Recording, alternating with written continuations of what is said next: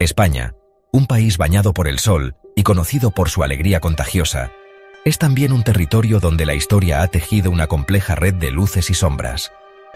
A lo largo de los siglos, la sociedad española ha sido testigo de profundos cambios políticos, sociales y culturales, y en ese vaivén, la sombra del crimen ha dejado una huella indeleble en la memoria colectiva. Desde los crímenes pasionales de la posguerra, marcados por la represión y la escasez, hasta los misterios sin resolver de la transición, cuando el país buscaba su identidad entre la modernidad y la tradición, el mito criminal ha fascinado y aterrorizado a generaciones enteras. Los periódicos y la televisión alimentaron el imaginario colectivo, convirtiendo a los criminales en figuras casi legendarias. Casos que han conmocionado a la sociedad y han dejado una huella imborrable en la memoria colectiva, alimentando leyendas urbanas, debates públicos y una sensación de vulnerabilidad que traspasaba generaciones. El miedo y la fascinación por el crimen se convirtieron en parte del tejido social, reflejando las tensiones y esperanzas de cada época. Uno de estos casos, que se elevó rápidamente al rango de leyenda, es el del asesino de la Baraja. Su historia se propagó como un eco oscuro por todo el país, alimentando el morbo y el temor en una sociedad que ya había aprendido a convivir con la incertidumbre. Un nombre que evoca terror, misterio y una fascinación morbosa, comparable a los grandes mitos criminales internacionales. En España, el crimen no solo es noticia, se convierte en relato, en advertencia y en espejo de las inquietudes sociales. En los albores del nuevo milenio, mientras España experimentaba una época de modernización, prosperidad y apertura al mundo, una serie de crímenes sacudió a la capital. Madrid, símbolo de progreso y diversidad, se vio de pronto enfrentada a un enemigo invisible que desafiaba la sensación de seguridad recién conquistada. Madrid, la ciudad que nunca duerme, se vio sumida en una espiral de miedo e incertidumbre. Cada rincón, cada callejón, podía esconder una amenaza. La vida cotidiana se impregnó de sospecha y ansiedad, y la noche, antes vibrante, se volvió territorio de sombras. Un asesino, frío y calculador, acechaba en las sombras, dejando tras de sí una estela de muerte y naipes. Como si de un macabro juego se tratara, cada crimen era un mensaje, un desafío a la policía y a la sociedad entera. Las cartas, convertidas en una macabra firma, se transformaron en un símbolo del horror y en un enigma para la policía y la prensa. Cada naipe hallado era una pieza más de un rompecabezas que parecía imposible de resolver. Cada nuevo crimen era un recordatorio brutal de la vulnerabilidad humana y del miedo que puede apoderarse de una ciudad entera. El dolor de las víctimas y sus familias se mezclaba con la angustia colectiva, generando una atmósfera de duelo y solidaridad. La policía, desconcertada, se enfrentaba a un enemigo invisible, un depredador que parecía actuar sin un patrón claro, desafiando la lógica y la experiencia de los mejores investigadores.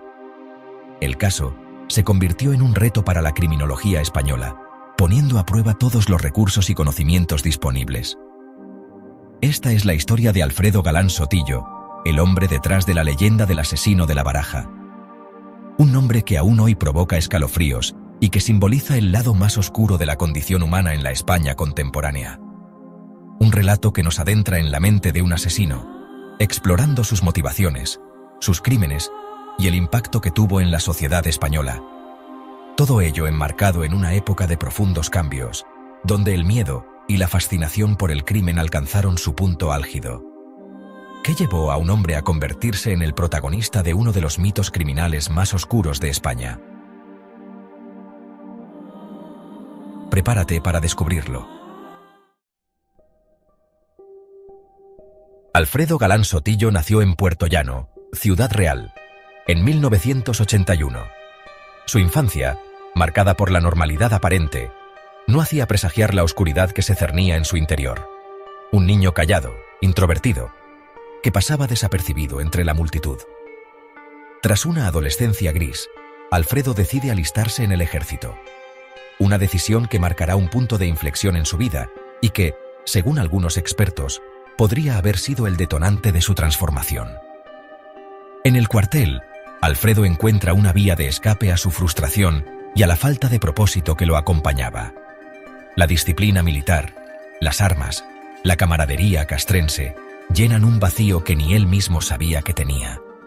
Pero la milicia también despierta en él un lado oscuro, una fascinación por la violencia y la muerte que lo acompañará hasta el final de sus días. El destino quiso que Alfredo fuera destinado a Bosnia, un país devastado por la guerra. Allí, en medio del horror y la destrucción, presenció de primera mano la crudeza del conflicto.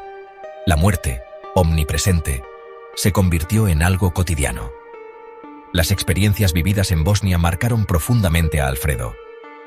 La violencia, antes un concepto abstracto, se había convertido en una realidad palpable.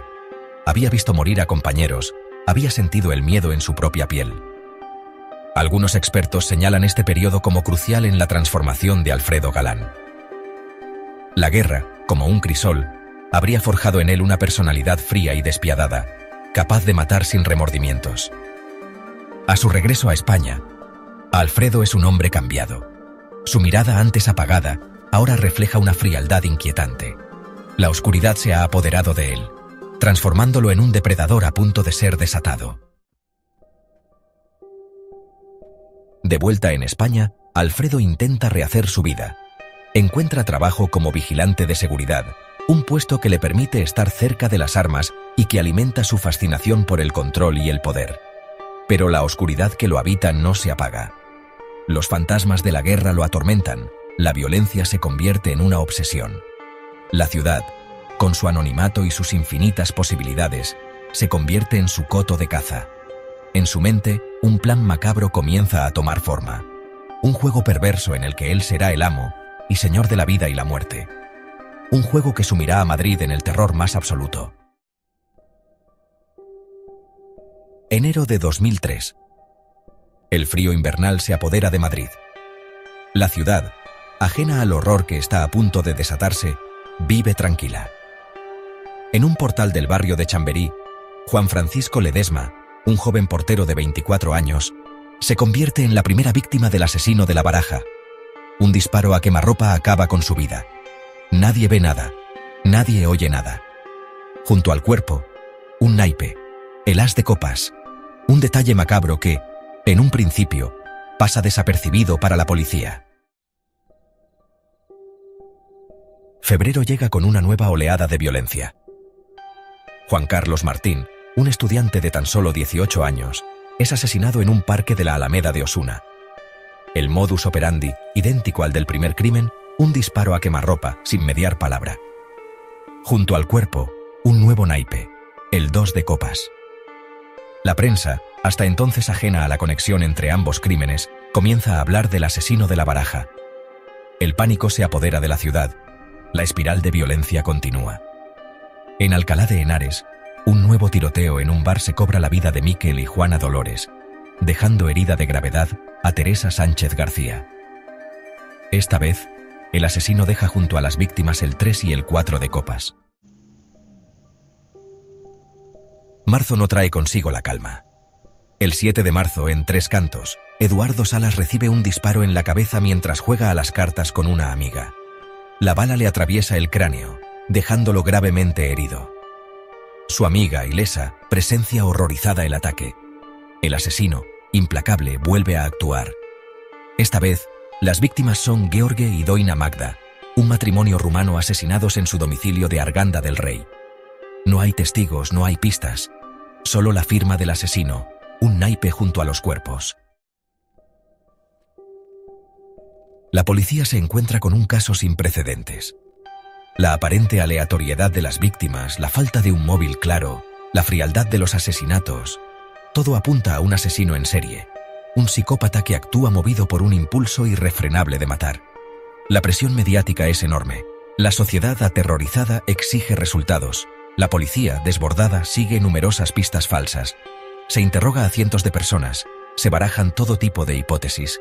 La investigación se convierte en una carrera contrarreloj para detener a un asesino que parece invisible, intocable. Un depredador que juega al ratón y al gato con las fuerzas del orden.